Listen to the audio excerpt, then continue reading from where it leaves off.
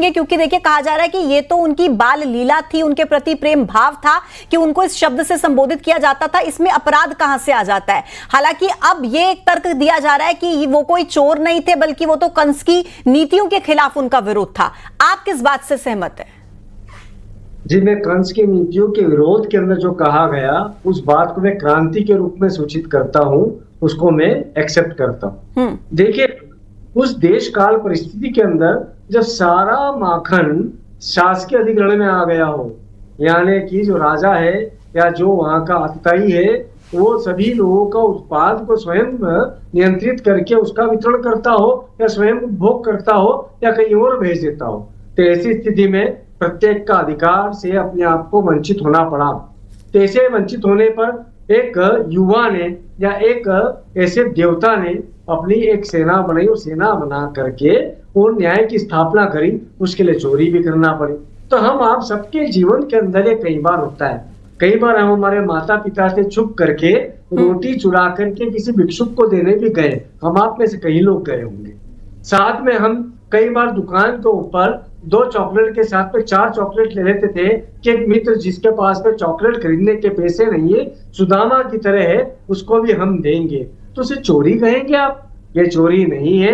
देखिए, मोहन जी का निशाना बेहद तार्किक है, कूटनीतिज्ञ है, राजनीतिज्ञ है। उसका कारण यह है कि हम बात करते हैं कृष्ण राज्य की कभी भी नहीं, हम बात करते हैं राम राज्य की।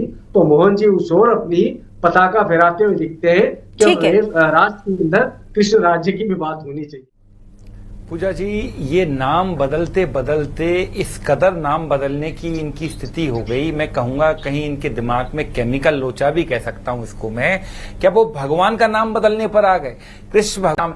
हम अपने शब्द कृष्ण के की जो भाव भूमि है, कृष्ण की जो लीला है, उस पे हम चोर शब्द रखना चाहते हैं। जैसे कहा कि वोट चोर, चौकीदार चोर है, तो कृष्ण इनके बरक्स कृष्ण को नहीं देख सकते हम। कृष्ण को हम चित चोर भी कहते हैं। चित चोर मतलब हमारे दिल को चुराने वाला। माखन चोरी भी उनकी एक लीला है। उसका दूसरा पक्ष भी है जिसको वो मोहन यादव कह रहे हैं कि कंस सारी संपत्ति ले जाता था।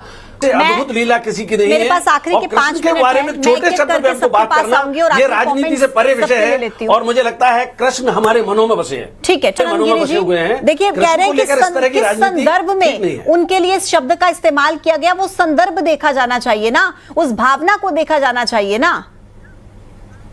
देखिए, स्पष्ट है ना, मोहन जी की मंशा गलत है।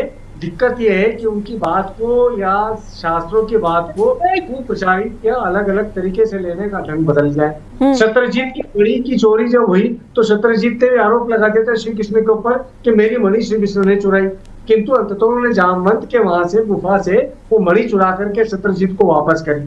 तो ये जो आरोप प्रत्यारोप होते हैं ये निरंतर रूप से होते हैं, राजनयिकों के बीच में, राष्ट्राध्यक्षों के बीच में होते रहते हैं। परंतु एक स्पष्ट सी बात है, मोहन जी ने यदि बात करी है तो उसको आपको गंभीरता से लेना होगा। वो गंभीरता ये रहेगी